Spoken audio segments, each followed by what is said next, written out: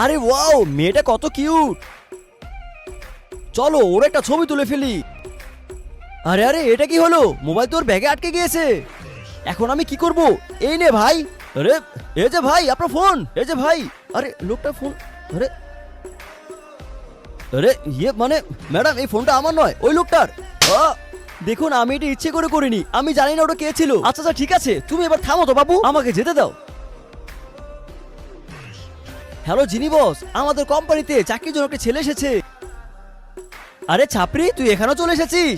না না বস, ও সাদাসিধা ছেলে, গ্রাম থেকে এসেছে, ওকে চাকরিটা দিয়ে দিন। আরে ওকে কম টাকা চাকরি দিয়ে দিন, ও মেনে নিবে। আচ্ছা ঠিক আছে, আমার সময় হয়ে গেছে, আজকে দুপুরে কাস্টমারের সাথে দেখা করতে তুমি আমার সাথে যাবে। তোমার জামা কাপড়ের এই অবস্থা কেন? অ্যাসিস্ট্যান্ট, ওকে একটা নিউ ড্রেস কিনে দিও। ঠিক আছে বস, কিনে দেবো। আর যদি দেখেছি উল্টাপাল্টা করেছো তাহলে কিন্তু জব থেকে বের করে দেবো। আরে আমি তো কিছু করিনি। আর আজকে দেখবো তোমরা কাকে বেশি ভালোবাসো। মাকে ভালোবাসলে লাইক দিয়ে যাও, বাবাকে ভালোবাসলে সাবস্ক্রাইব, আর পার্ট 2 দেখতে হলে কমেন্টসে পার্ট 2 লিখো।